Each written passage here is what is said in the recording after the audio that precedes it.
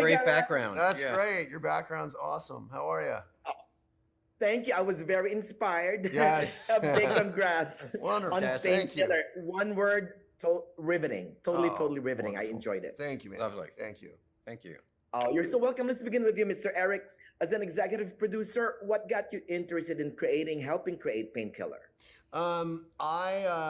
I've long had an interest in the drug business. I'd been telling stories in the South American drug business with narcos for a number of years, which I think made me a slightly obvious stop for the team that had already been assembled, around Barry's book to make this show.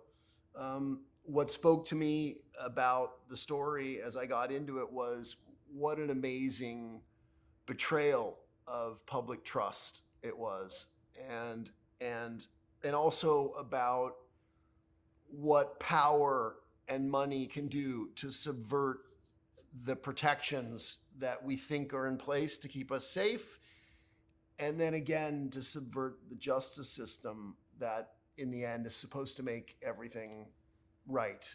And it's an incredibly compelling story that very much began with Barry's book, but as he predicted, and I think perhaps even beyond what he might have thought was going to happen, it's gotten so much worse. And I think we have an obligation to tell this story as often and as loudly as possible to make sure that it doesn't happen again. Exactly. I love the terrific cast, by the way. And to me, one of the most interesting aspects of the series is the well-drawn characters. Most are composite, right? Except Richard Sackler, played by the fantastic Matthew Broderick. So my question to you, Mr. Barry, is this: as a consulting producer and author, how did you help shape the characters with the project? Well, the characters were pretty much the work of the screenwriters of Micah Fitzman Blue and Noah Harpster. They really did the groundwork to create these characters. My contribution was providing them with the raw material, if you will, with the sort of the basic ingredients that became part of their recipe. But when they concocted their recipes, when they created these characters, they used a level of creativity and imagination that I, as a journalist, unfortunately probably don't have. But they took those facts and they elevated them into these fantastic characters like Matthew and Uzo. Right. I totally enjoy. And it's, by the way, it's one of the, I just couldn't stop it. I binge watched the whole thing in one sitting. Wonderful. And it's largely because of the cast. But Mr. Eric, Painkiller arrives on Netflix August 10th. Yes. What do you hope for viewers to get after watching the series? I hope that they find a deeper, better understanding of how this happened.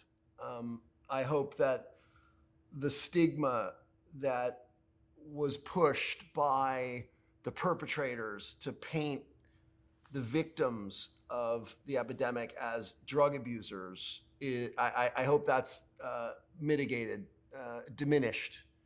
I hope that people realize and remember, if they don't already know, that there are two systems of justice in this country, one for the wealthy and one for everyone else. And I think that, the hope is the information that was lacking in the beginning when no one said, hey, I'm going to put you on this stuff.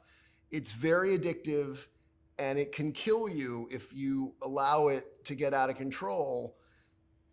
Maybe people will be able to make a more informed decision, particularly when it comes to the care of their loved ones, to have this information. So I feel like it's incumbent upon us to send this message, and my hope is that viewers receive it and share it out into the world, because clearly it hasn't reached enough people yet.